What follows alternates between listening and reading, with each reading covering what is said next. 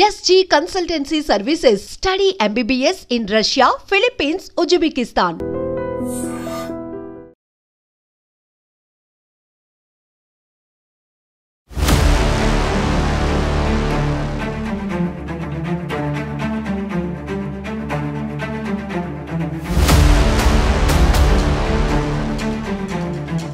Big breaking ఇది. ఎందుకంటే అహ్మదాబాద్లో జరిగినటువంటి ఏరోప్లేన్ ఇన్సిడెంట్ని మనం ఎవ్వరం కూడా మర్చిపోలేదు. 270 మందికి పైగా ఆ విమాన ప్రమాదంలో ఎట్లా చనిపోయినరు, DNA టెస్ట్ చేస్తే కానీ వాళ్ళు ఎవరు ఏంటి తెలియనటువంటి పరిస్థితి ఉండే.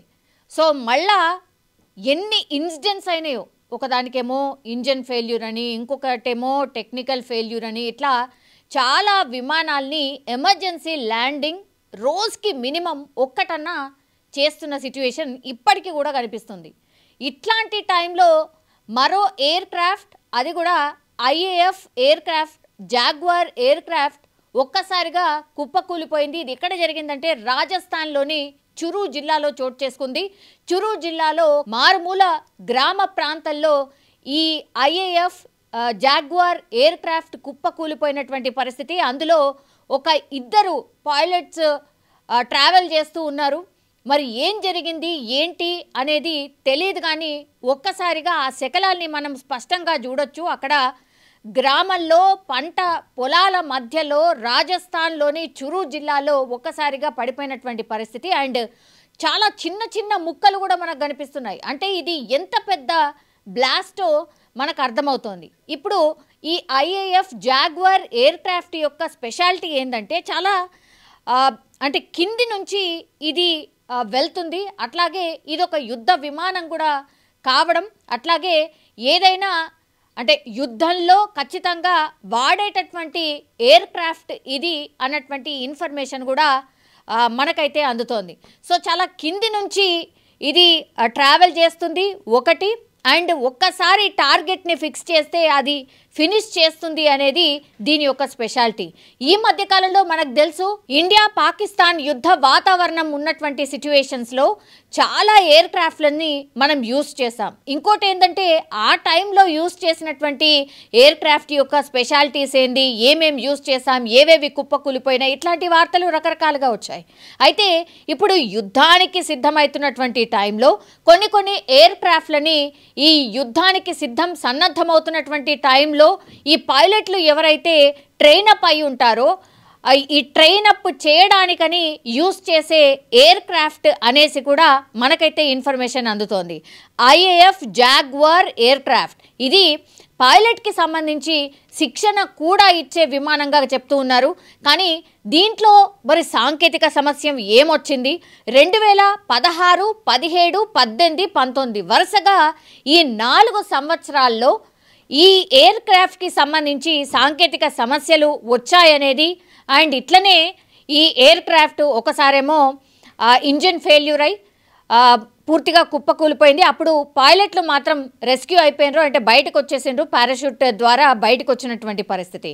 ఇంకోసారేమో ఇంజిన్ ఫెయిల్యూర్, అంటే మధ్యలో అయినటువంటి పరిస్థితుల్లో అప్పుడు కూడా పైలట్లు అయితే ఎస్కేప్ అయ్యారు. కానీ ఈ పర్టికులర్ ఇన్సిడెంట్లో ఇప్పుడు ఈరోజు రాజస్థాన్లో మనం ఏవైతే ఈ విమానానికి సంబంధించిన ఈ ఎయిర్ క్రాఫ్ట్కి సంబంధించిన శకలాలు మనం ఏవైతే చూస్తూ ఉన్నామో పూర్తిగా ఒక్కసారిగా బ్లాస్ట్ అయిపోయింది. చాలా పెద్ద శబ్దం వచ్చింది, అండ్ ఈ శకలాలు కూడా పూర్తిగా స్ప్రెడ్ అయిపోయి పడిపోయినటువంటి పరిస్థితి.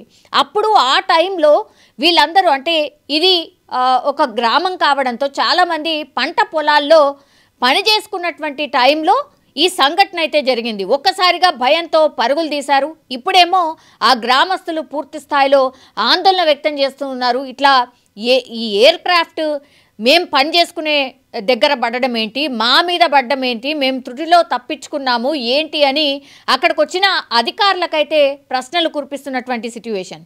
ఇంకోటి ఏంటంటే ఇప్పుడు ఈ శకలాల్ని మనం గమనిస్తే గనక ఇంతకు ముందు ఈ air craft IAF jaguar air craft సాంకేతిక సమస్యలు గతంలో కూడా వచ్చినాయి, కానీ ఈ పైలట్లు మాత్రం రెస్క్యూ అయి బయట నుంచి బయటకు వచ్చేసిండ్రు, ఎప్పుడు కూడా ప్రాణ నష్టం జరగలే. ఫర్ ద ఫస్ట్ టైం ఇప్పుడు ఈ ఎయిర్ క్రాఫ్ట్ బ్లాస్ట్ అయిన విధానం కావచ్చు, ఆ తర్వాత ఇద్దరు పైలట్లలో ఒక పైలట్ ఆల్రెడీ ఆ పైలట్ సీట్లో ఉన్నతను ఉన్నలాగానే అట్లనే పూర్తిగా బాడీ గుర్తుపట్టరానంతగా పరిస్థితి ఉంది అనేది ప్రత్యక్ష సాక్షులు చెప్తున్నారు. ఇంకొకళ్ళేమో బయటికి పడిపోయారు, కానీ పూర్తిగా రక్తసిక్తం అయిపోయాడు, చాలా ఎమర్జెన్సీ సిచ్యువేషన్లో ఉన్నాడు.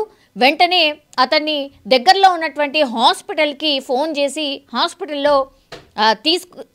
హాస్పిటల్కి తరలించినటువంటి పరిస్థితి అయితే కనిపిస్తోంది. సో ఇందులో ఇప్పుడు ఎవరైతే ఎస్కేప్ అయినరో పైలట్, ఎవరైతే ఈ హాస్పిటల్కి తరలించినరో ఆయన పరిస్థితి కూడా విషమంగా ఉన్నట్టు చెప్తూ ఉన్నారు. ఇప్పుడు ఈ ఎయిర్ క్రాఫ్ట్కి సంబంధించిన శకలాలు ఏవైతే ఉన్నాయో, బ్లాస్ట్ ఎక్కడైతే జరిగిందో ఆ ప్రాంతాన్ని కూడా పూర్తిగా ఈ ఎయిర్ ఫోర్స్కి సంబంధించిన సిబ్బంది, అధికారులు కావచ్చు, పూర్తిగా స్వాధీనం చేసుకున్నారు. అసలు ఈ ఇన్సిడెంట్ జరగడానికి రీజన్ ఏంటి? గతంలో ఎప్పుడు కూడా ఇట్లా పైలట్లు మరణించిన సందర్భం లేదు. అండ్ ఇంత పెద్ద బ్లాస్ట్ జరిగి అసలు విమాన శకలాలు కనబడకుండా అసలు దూరంగా చిన్న చిన్న ముక్కలుగా పడిపోవడం ఏంటి? అసలు లోపం ఎక్కడుంది? రీజన్ ఏంటి? అంటే న్యాచురల్గా జరిగినటువంటి ఇన్సిడెంటా, లేకపోతే సాంకేతిక లోపం ద్వారానా, ఏమై ఉంటుంది అనేది పూర్తిగా క్షుణ్ణంగా పరిశీలించేందుకు గాను అధికారులు పూర్తి స్థాయిలో ఆ ప్లేస్నంతా కూడా స్వాధీనం చేసుకున్నారు. గ్రామస్తులు వాళ్ళ పంట పొలాలైనా సరే మీరు దూరంగా వెళ్ళిపోండి అని అక్కడ ఉన్నటువంటి ప్రదేశాన్ని పూర్తిగా ఖాళీ చేయించారు. ఎందుకంటే ప్రతి క్లూ కూడా వెరీ వెరీ ఇంపార్టెంట్. ఇవన్నీ యుద్ధానికి సంబంధించిన విమానాలు, యుద్ధంలో యూజ్ చేసే విమానాలు కావడంతో ఇట్లాంటి ఇన్సిడెంట్ని చాలా సీరియస్గా తీసుకుంటారు. అండ్ ఇంకోటి ఏంటంటే అసలు ఏం జరిగింది అనేది తెలుసుకున్న తర్వాత మరి ఇవి అసలు యుద్ధంలో వినియోగించే విమానాలా కాదా, వివి అప్గ్రేడ్ అయిన విమానాలా కాదా, లేకపోతే నెక్స్ట్ అసలు ఫర్దర్గా వీటిని వినియోగించాలా లేదా, ఇట్లాంటి చాలా క్వశ్చన్స్ అయితే రేజ్ అవుతున్నాయి.